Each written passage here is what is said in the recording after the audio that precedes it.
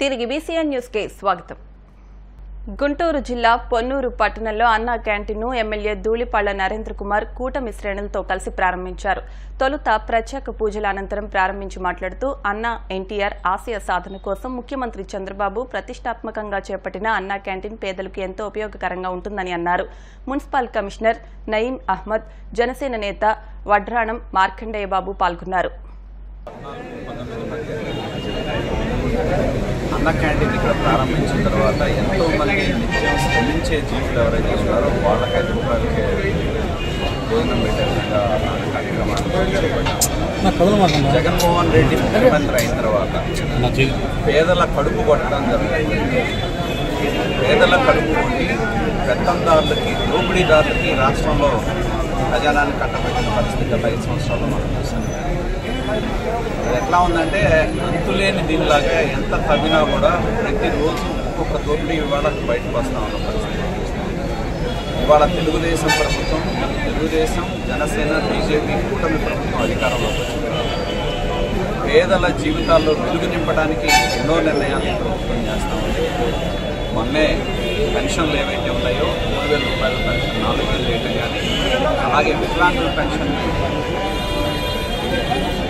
3,000 6,000 rate కానీ, ఇవన్నీ కూడా పేదలకు సంబంధించిన కార్యక్రమాల్లో ఎన్నో రకాలైన ఆర్థిక ఇబ్బందులు ఉన్నా కూడా రాజకీయ సమస్య.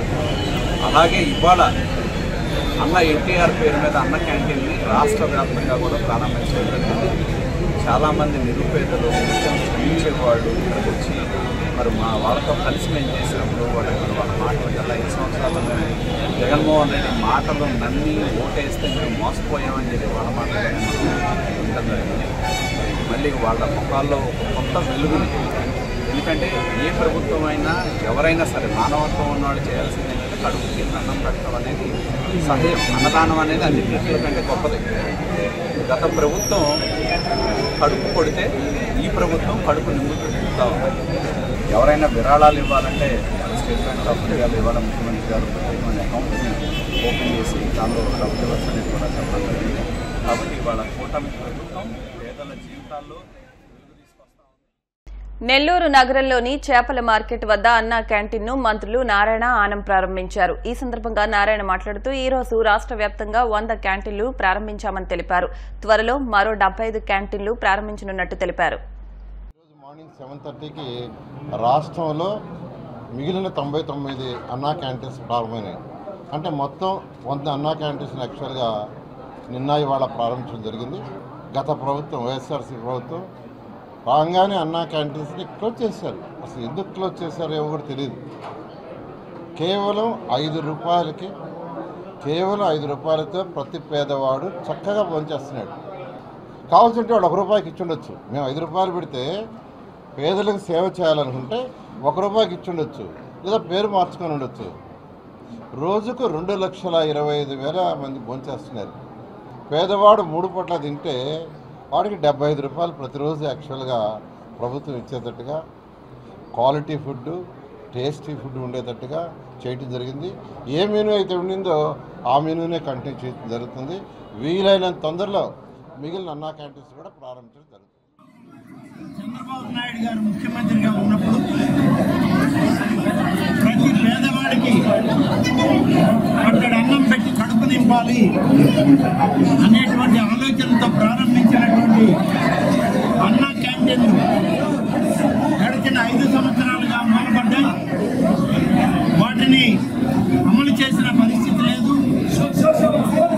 పేదవాళ్ళకి ఒక పూట భోజనం పెట్టేటువంటి అన్నా క్యాంటీన్లు కూడా గత వైఎస్ఆర్ కాంగ్రెస్ పార్టీ ప్రభుత్వం మూసివేసింది.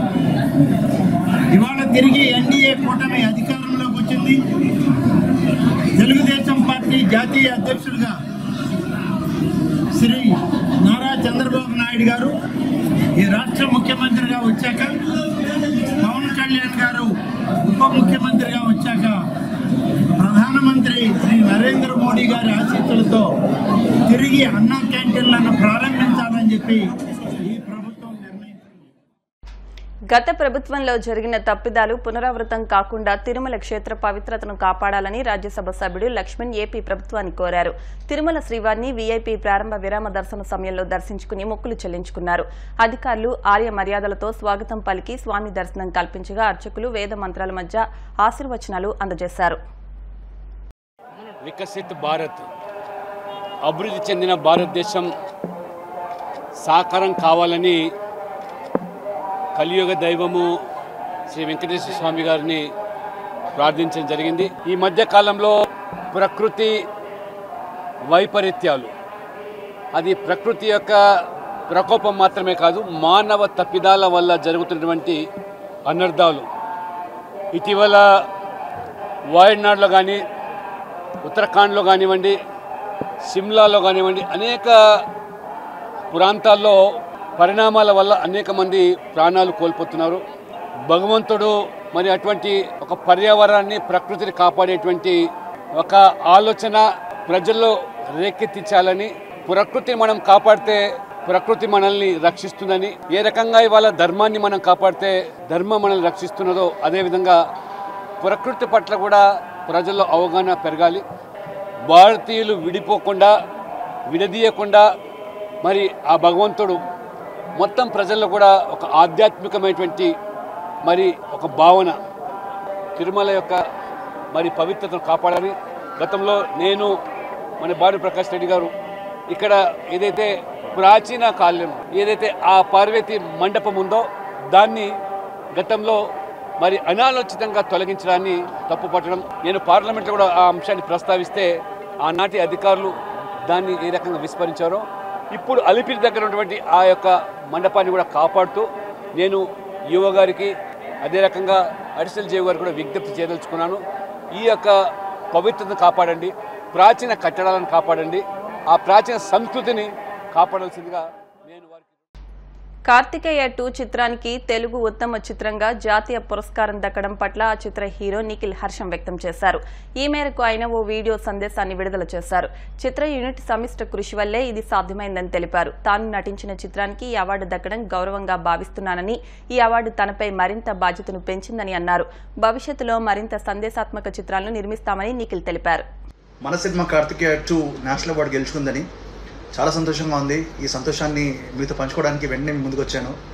ఈ సినిమా ఇంత సక్సెస్ఫుల్ అవ్వడం అండ్ ఈ అవార్డు రావడానికి క్రెడిట్ మా ఎంటైర్ టీమ్ అండి.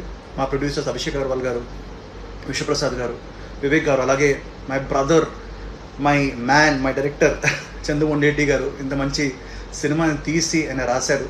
అలాగే మా హీరోయిన్ అనుపమ పరమేశ్వరన్, మా మ్యూజిక్ డైరెక్టర్ కాలభైరవ, ఇంకా పేరు పేరున అందరికీ థ్యాంక్స్ చెప్పుకోవాలి. మా డిఓపి కార్తిక్ ఘట్టంనేని, చిన్నపిల్లల నుంచి పెద్దవాళ్ళు అందరూ చూసిన సినిమా ఇది. అలాగే దేశవ్యాప్తంగా చాలా భాషల్లో రిలీజ్ అయ్యి చాలా మంచి సక్సెస్ సాధించింది. So first of all thanks to all you audience, మా సినిమాని చూసి ఆదరించి ఇంత లవ్ ఇచ్చారు. అలాగే to the national award council for giving us this honour. విద్యార్థులు విద్యతో పాటు క్రీడల్లోనూ రాణించాలని బేమడోలు మండల విద్యాశాఖ అధికారి భాస్కర్ కుమార్ పిలుపునిచ్చారు. ఏలూరు జిల్లా బేమడోల్లోని మాధురి జూనియర్ కళాశాల విద్యార్థులకు స్వాతంత్ర వేడుకలను పురస్కరించుకుని కళాశాల వద్ద నిర్వహించిన క్రీడా, క్విజ్, వక్తృత్వ, వ్యాసరచన, డ్రాయింగ్ పోటీల్లో ప్రతిభ చూపిన విద్యార్థులకు బహుమతులు ప్రదానం కార్యక్రమాన్ని కళాశాల ఆవరణలో కరెస్పాండెంట్ కర్రే ప్రేమ్ కుమార్ అధ్యక్షతన నిర్వహించారు. ఈ సందర్భంగా వక్తలు మాట్లాడుతూ విద్యార్థుల మనోవికాసానికి క్రీడలు దోహదపడతాయని, తద్వారా ఉద్యోగ అవకాశాలు పెంపొందుతాయని పిలుపునిచ్చారు. ఈ కార్యక్రమంలో కళాశాల ప్రిన్సిపల్ అశోక్ కేసరి, కళాశాల ఇన్ఛార్జ్ పెనుమూడి బాలు, అధ్యాపక బృందం పాల్గొంది. చాలా మంది ఉన్నారు స్పోర్ట్స్ కోటాలో ఉద్యోగ సంబంధం. ఫర్ ఎగ్జాంపుల్ మా సచివాలయంలోనే చాలా మంది స్పోర్ట్స్ కోటాలో అపాయింట్మెంట్ అయిన వాళ్ళు ఉన్నారు. కాబట్టి ఇటువంటి అవకాశాలు మీకు స్పోర్ట్స్లో కూడా మీకు అవకాశం ఉంది.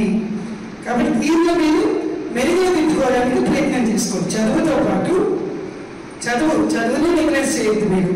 అంటే ఒక టైం అనేది మనం కరెక్ట్గా పెట్టుకోండి. ఈ టైంకి మనం లేవడం, ఈ మార్నింగ్ కాసేపు వాకింగ్ వెళ్ళడం, లేదా 10 minutes మనం వ్యాయామం చేసుకుందాం అని ఒక టైమింగ్ అనేది ఒక షెడ్యూల్ అనేది మీరు పెట్టుకున్నప్పుడు ఏమవుతుందంటే ఆటోమేటిక్గా ఒక 2 రోజులు 3 రోజులు మీకు కష్టం అనిపిస్తుందంటే ఆ షెడ్యూల్ పాటించడానికి ఒక 2-3 రోజులు మీకు కష్టం అనిపిస్తుంది. ఆటోమేటిక్గా దైనందిన చర్యలో మీకు ఇంకా అలవాటు అవుతుంది. అది చెయ్యిన రోజుని మీకు ఏదో విధంగా అనిపిస్తుంది. ఇస్తుంది. ఇవాళ మనం ఏం చేయలేకపోయి ఒక వ్యక్తి మీకు వస్తుంది, ఆటోమేటిక్గా మీరు దాంట్లో వెళ్ళిపోతారు. కాబట్టి దయచేసి మీరందరూ, ఎందుకంటే మీ తల్లిదండ్రులు కూడా మీ మీద ఎన్నో హోప్స్ పెట్టుకుంటారు. ఎందుకంటే మన పిల్లలు మంచి మంచి చదువుకుంటారు, చక్కగా మంచి ఉద్యోగాలు వస్తాయి, మనం కష్టపడితే కష్టపడ్డాలి, మన పిల్లలు కష్టపడకూడదు అనే ఉద్దేశంతో అలా ఉండే పేరెంట్సే చాలామంది ఎక్కువ. ఇవాళ వాళ్ళ పేరెంట్స్ మాట నిలబెట్టాలండి మీ యొక్క కృషి, పట్టుదల ఉండాలి. చదువు అనేటువంటి స్ట్రెస్ నుంచి బయటకు తీసుకొచ్చేటువంటి గేమ్స్ కండక్ట్ చేయడం అనేది చాలా సంతోషకరమైనది. మరి దీనివల్ల తెలియకుండా విద్యార్థుల్లో చదువు పట్ల కూడా కాన్సన్ట్రేషన్ పెరుగుతుంది. ఎంత మనం చదువుతూ ఉంటామో, ఎంత స్ట్రెస్ ఫీల్ అవుతామో, ఆ స్ట్రెస్ అంతా కూడా రిలీజ్ అవ్వాలి అంటే ఖచ్చితంగా గేమ్స్ ఉండాలి. అందుకని మీరు ఇప్పుడే కాదు, ఎక్కడైనా సరే రేపటి రోజు జాబ్లోకి వెళ్ళినా లేదా ఫ్యామిలీ లైఫ్లోకి వెళ్ళినా ప్రతి వ్యక్తికి కూడా కావాల్సింది రొటీన్గా ఉండే లైఫ్తో పాటు కొంత స్ట్రెస్ నుంచి బయటికి రావడానికి ఖచ్చితంగా షెడ్యూల్ అనో, గేమ్స్ అనో, ఏదో ఒక అందుబాటులో ఉన్నటువంటి ఏదో ఒకటి అలవాటు చేసుకోవాలి. అప్పుడు మాత్రమే మనం డైలీ ఉండేటువంటి ఈ ఎంప్లాయీ జీవితం నుంచి కానీ లేదంటే ఏదైతే జాబ్ ఉందో ఆ జాబ్ నుంచి బయటికి స్ట్రెస్ లేకుండా చేయగలుగుతాం. ప్లస్ మనం అందులోనే మళ్ళీ జాబ్లో కూడా ఇంకా బెస్ట్గా బెటర్గా మనం పెర్ఫార్మెన్స్ చేయాలి. వార్తలు ముగించే ముందు ముఖ్యాంశాలు మరొకసారి. బాలికల కిడ్నాప్ కేసును ఛేదించిన పోలీసులకు మాజీ ఎమ్మెల్యే వర్మ అభినందనలు. వర్మకు కృతజ్ఞతలు తెలియజేసిన బాలికల తల్లి. కడపలోని జమ్మలమడుగు రోడ్లో వైద్యుల నిరసన ర్యాలీ. జూనియర్ డాక్టర్ మృతికి కారణమైన నిందితులను కఠినంగా శిక్షించాలంటూ డిమాండ్. పాలకొల్లులో షుగర్ వ్యాధి నిర్ధారణ ఉచిత పరీక్షల కేంద్రం ప్రారంభించిన పట్టణ సర్కిల్ ఇన్స్పెక్టర్ రజనీ కుమార్. కార్తికేయ 2 చిత్రానికి ఉత్తమ జాతీయ పురస్కారం. హర్షం వ్యక్తం చేసిన హీరో నిఖిల్. ఈ వార్తలు ఇంతటితో సమాప్తం. మరిన్ని వార్తల కోసం BCN digital YouTube channel, Facebook పేజ్ను ఫాలో అవ్వండి. అప్డేట్ వార్తల కోసం ప్లీజ్ సబ్స్క్రైబ్.